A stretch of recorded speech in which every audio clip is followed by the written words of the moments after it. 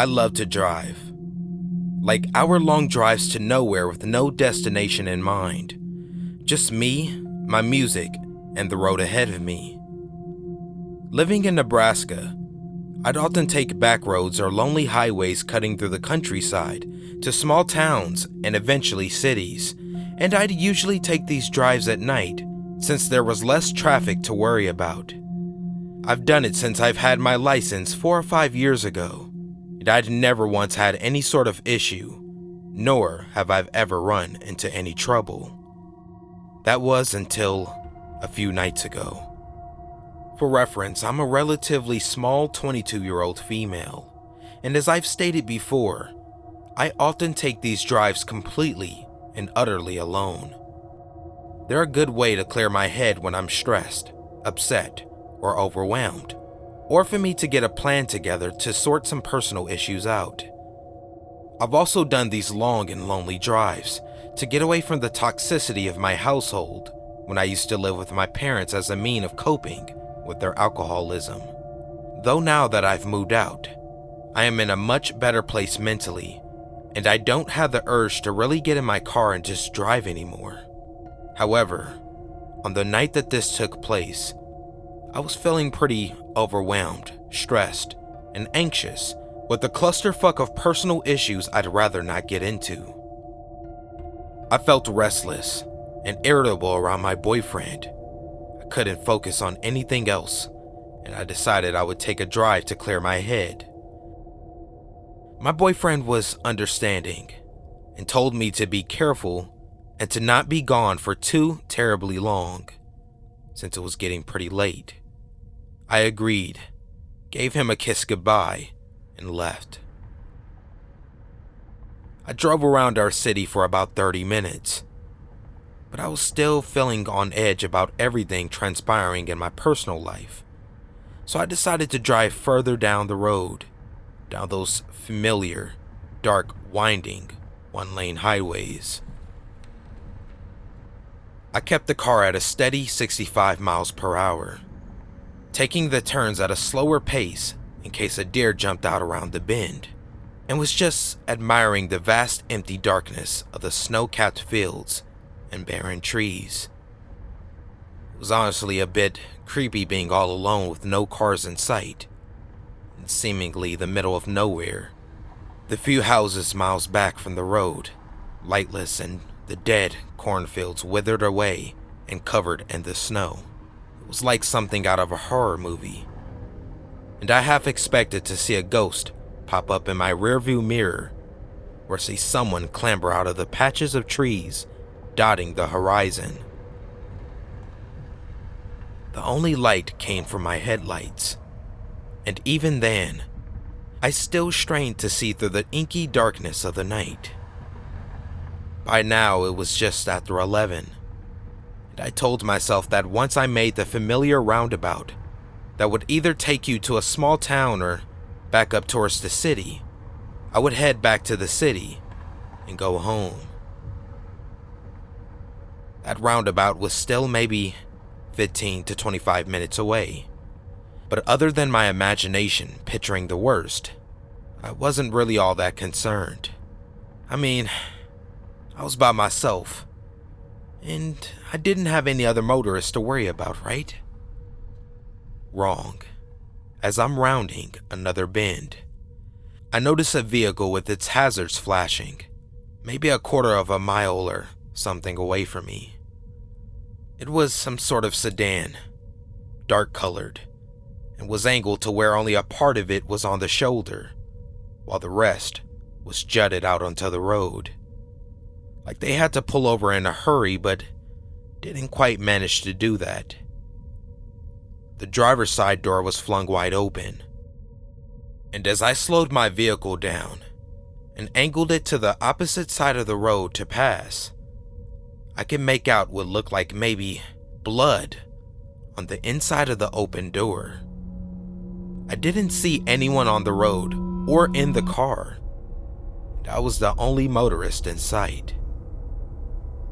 Cell phone reception is spotty at best in this part of the country, but more often than not, you couldn't get reception no matter how hard you prayed. which was definitely the case when I took a glance at my phone to see if I had any service. So, a lone female on the road, at night, pulling up near a vacant vehicle that looks like someone had been attacked on the inside, with no cell phone service.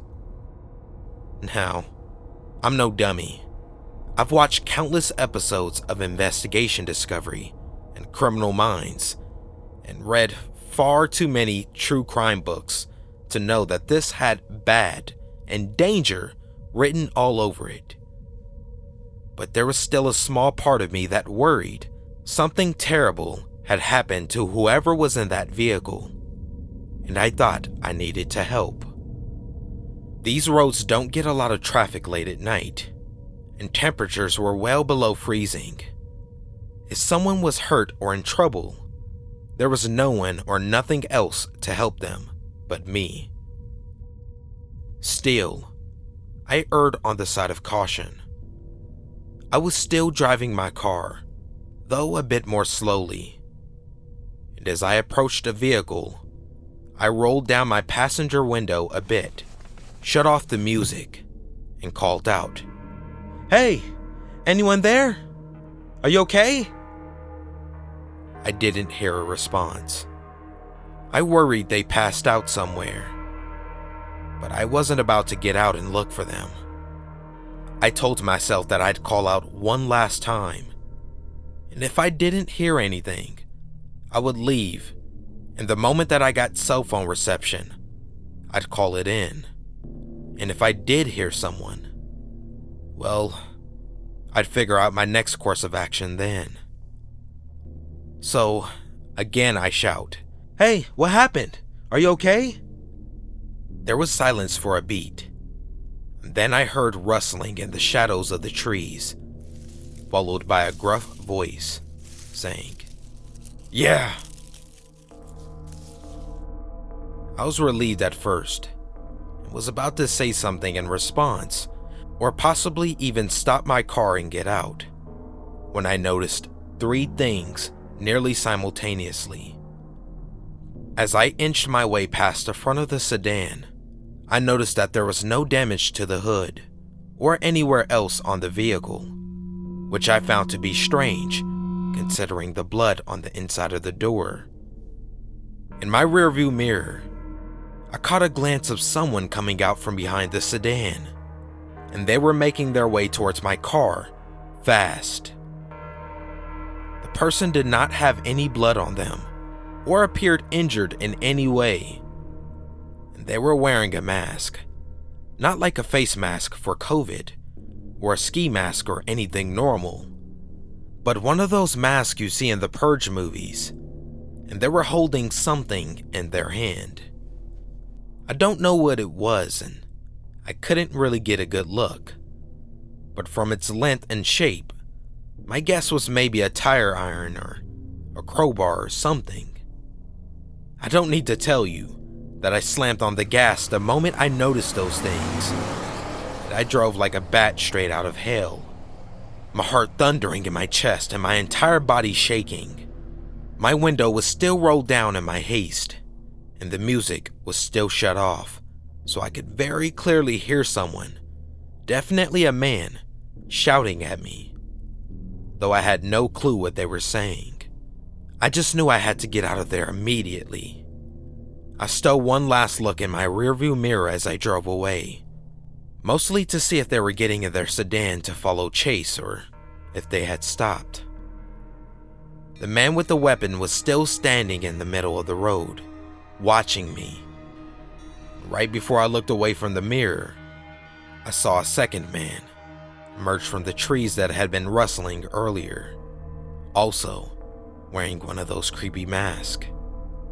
I probably broke every law speeding that night, but I wanted to get as far away from those men as possible. As soon as I made it to the roundabout, I turned towards the town, parked in a Walmart parking lot that thankfully still had cars from who I assume were workers closing up shop, and proceeded to have a full-on meltdown.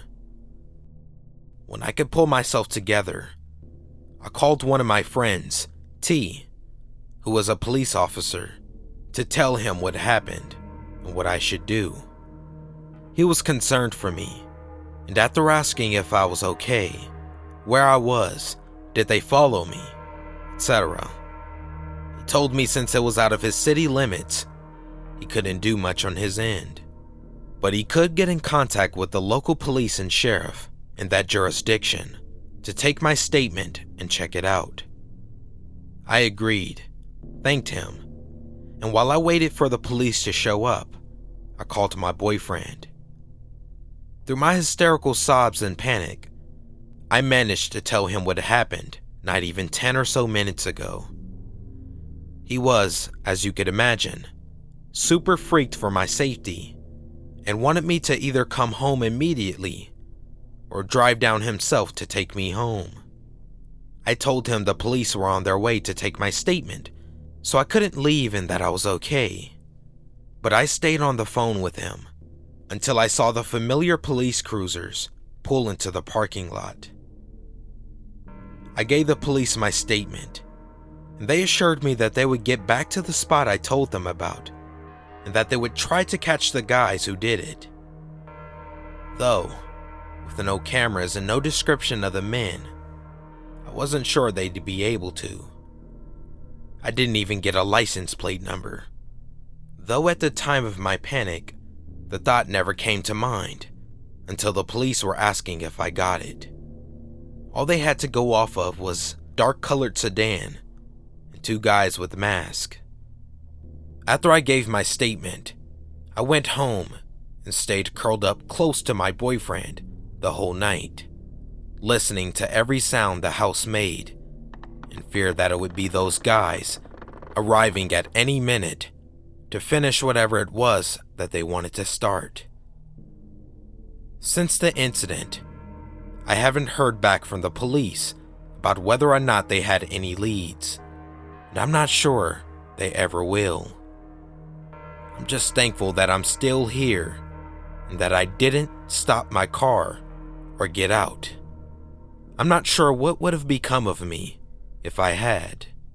I still have so many questions that have no answers.